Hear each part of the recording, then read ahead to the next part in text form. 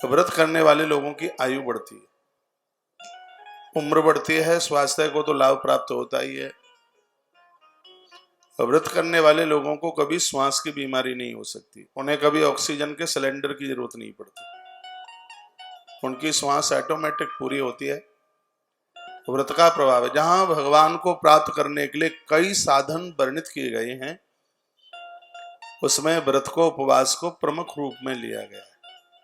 13 तारीख से नवरात्र आ रही है, पूरा 9 दिन का व्रत कीजिएगा। और यह नवरात्रा सर्दी गर्मी आपस में मिलते हैं तब ही आती है। उधर गर्मी पूरी होती है कुआर में, आसौज में, और सर्दी का मिलान होता है, उस समय अन्न छोड़ने की जरूरत होती है। और इस समय सर्दी निकल रही है, गर्मी आती है, तो उस समय भी अन्न छोड़ने की जरूरत होती है, क्योंकि उस समय ये सर्दी और गर्मी का जो एक बॉर्डर टाइप का होता है। और वैसे भी हमारे गांव की देहाती भाषा में कहते हैं, लला ने सावधान रहियो कहीं सर्द गर्म ना हो जाए, सर्द गर्म। तो ये टाइम एक ऐसा होता है, इन समय में बीमारियां बहुत फैलती हैं। कुआर में, आसौज में देखो भारी बीमारी फैलती है, इन दिनों में भी बहुत बीमारी फैलती है।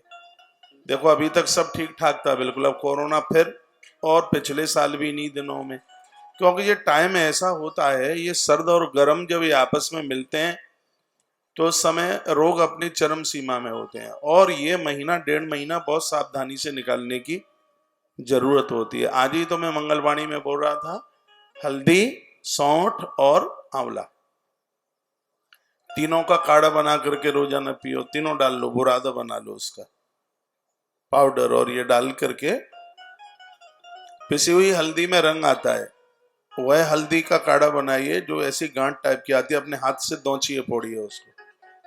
जो पाउडर वाली हल्दी आ रही है बहुत मिलावट आती है, क्योंकि हल्दी उतनी पीली होती नहीं है जितनी ये बाजार में आती है, उतनी पीली नहीं होती। नहीं तो आप गांठ लेके आइए हल्दी को, हल्दन का पीलापन ज्यादा से ज्यादा चंदन की तरह ही होता है, लेकिन जो बाजार में जो हल्दी आती है वो इतनी पीली इसलिए है क्योंकि उसमें कलर डाला गया है। कभी भी आप हल्दी डालते हैं तो आप पानी में भी देखिए, ऊपर कुछ चिकनापन सा हो जाता है, उसमें चिकनापन, उसमें केमिकल का रंग डाला गया है।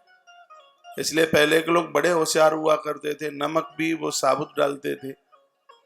और हल्दी अपने घर में पीसिए ना उसको, पहले खल्लड़ आता था उसमें दौचते थे, हमारी अम्मा खूब करती रहती थी ऐसा। तो इन दिनों में स्वास्थ्य के ऊपर बहुत ध्यान रखने की जरूरत है। ये नवरात्रा आ रही है, आप व्रत कीजिए। 9 दिन रोटी छोड़ना कौन सी ऐसी बड़ी बात है, नहीं छोड़ पाओगे।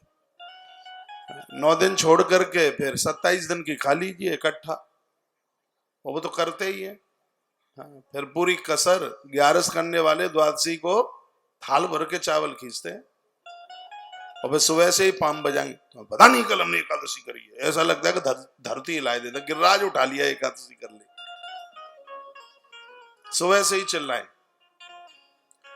इन दिनों में स्वास्थ्य का विशेष ध्यान रखिएगा। और मैंने पूर्व में भी निवेदन किया है और आज भी मैं इस बात को बोल रहा हूं, 3 बात मेरी मान लीजिए। सुबह है गर्म पानी लेना बंद ना करें, दोपहर में छाछ या दही, और रात्रि को 1 गिलास दूध। यह किसी वरदान से कम नहीं, आनंद होगा।